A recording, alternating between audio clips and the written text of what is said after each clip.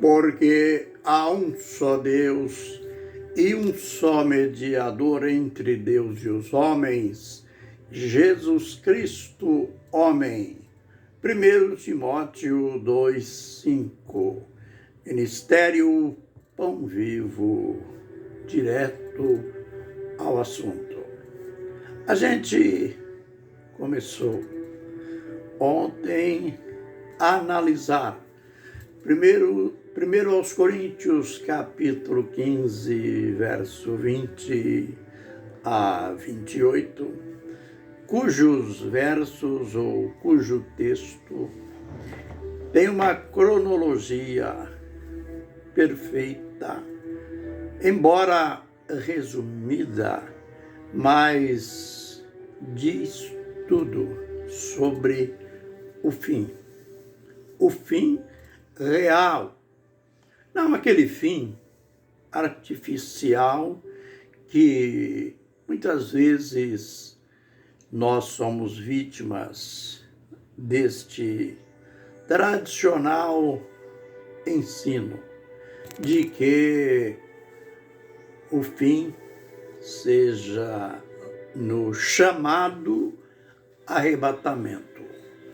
E a gente vai ver aqui que esse fim do qual o apóstolo anuncia aqui tem uma cronologia perfeita. Como vimos ontem, o apóstolo vinha falando sobre a ressurreição.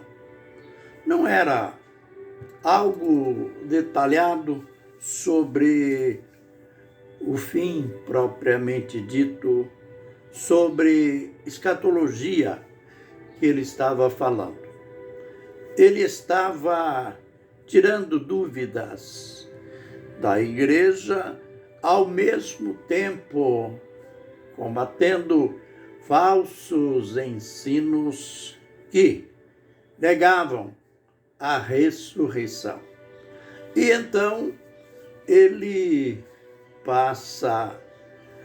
inclui dentro do texto sobre a ressurreição, ele inclui algo sobre o fim, obedecendo a esta cronologia. Ele afirma que Cristo realmente ressuscitou, porque ele havia dito antes: se Cristo não ressuscitou, é vã a nossa fé, é falha a nossa pregação, porque nós estamos afirmando algo que Deus fez, que ele não fez. É lógico, é uma declaração hipotética. Pelo fato de ele ter afirmado assim, aí ele reafirma, ele desfaz esta hipótese da não ressurreição de Jesus.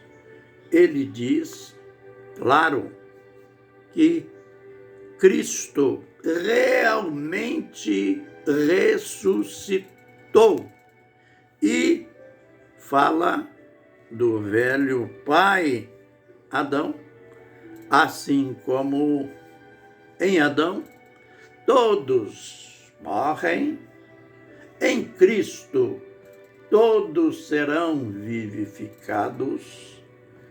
Ele nos deixa ver, então, que este acontecimento, que é horroroso para nós, para a humanidade, a morte entrou por um homem. Aí ele faz a analogia. Por um homem também veio a ressurreição. Mais uma vez, aqui, esse destaque que Jesus era um homem, só diferente de nós, do homem comum, porque ele era o homem perfeito, aquele que foi gerado pelo próprio Deus, por isso, perfeito. E então, o apóstolo continua. Por um homem entrou a morte. Também, isto é, por Adão veio a morte. Por Cristo veio a ressurreição, a vida total. Em Adão, todos nós morremos. Mas em Cristo, todos nós seremos vivificados. Aí, ele chega naquela parte que já analisamos ontem. Ele mostra a ordem da ressurreição. Cada um, porém, seguindo a sua ordem, o seu lugar. Nós já somos habituados com tantas filas, né? É fila na Previdência, filas, às vezes, em hospitais, enfim, somos habituados à fila. Você já percebeu? Ninguém pode, sempre que alguém passa na frente de alguém ou procura chegar primeiro, há uma revolta, há um barulho total em relação àquele que violou as regras, a ordem da fila. Note aqui, esta é a maior fila de todos os tempos. Note, cada um por sua ordem. Cristo, as primícias. Cristo, o primeiro. Aliás, ele nem entrou na fila, porque Jesus foi o primeiro a ressuscitar.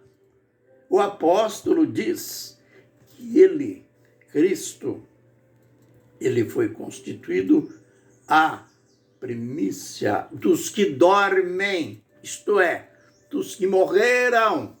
Então, você imagina, por isso que eu disse que a fila é enorme. É lógico que esta fila aqui, ele está falando com a igreja, ele está falando com os santos, ele está falando com os remidos, com os salvos, com aqueles que já entregaram a vida a Jesus, que têm um relacionamento pessoal com Cristo. Cada um, porém, na sua ordem. Cristo, as primícias, depois os que são de Cristo. Aleluia!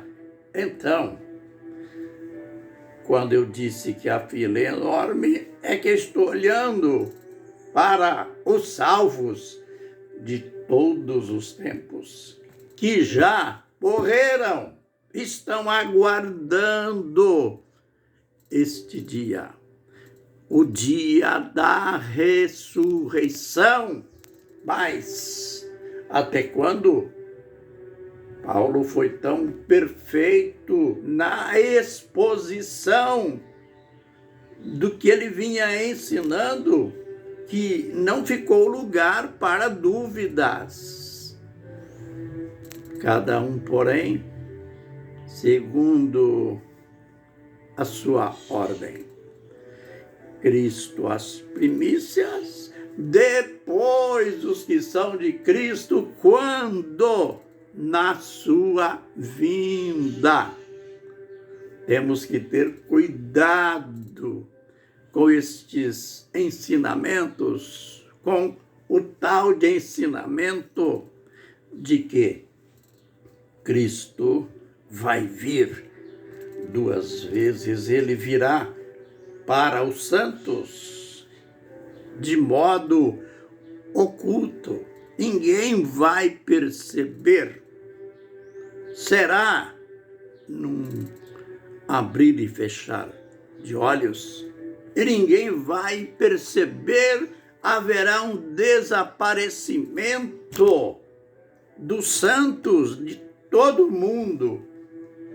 Isto não é verdade. Sempre que a Bíblia fala neste acontecimento, este acontecimento, ele é visível. O próprio Jesus disse lá em Mateus capítulo 24, verso 30, que ele virá entre nuvens. Ele será visto. E tudo se completa lá em Apocalipse 1, verso 7. Eis que vem com as nuvens, e todo olho o verá, até mesmo aqueles que o traspassaram. Todas as tribos da terra se lamentarão sobre ele. É desta vinda aqui que o apóstolo falou ao ensinar sobre a ressurreição. Depois os que são de Cristo, na sua vinda, todo olho verá esta vinda. Esta vinda provocará um outro acontecimento que o verso seguinte mostra, e a gente vai analisar no próximo vídeo.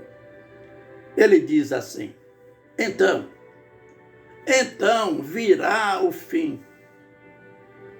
Quando ele, olha que lindo, dentro da divindade e humanidade de Jesus, então virá o fim.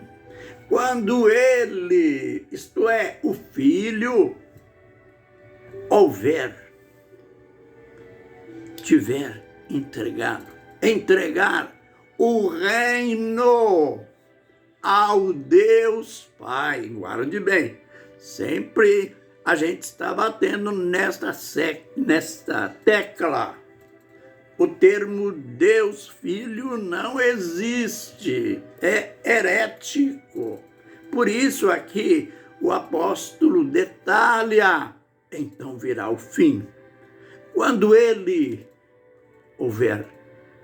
tiver passado, entregar, aliás, o reino ao Deus Pai, e houver destruído todo poder, todo domínio, toda autoridade, aí então virá o propalado fim, que a gente fala nele amanhã. Fiquem na bênção e na graça do Senhor Jesus Cristo. Amém e amém.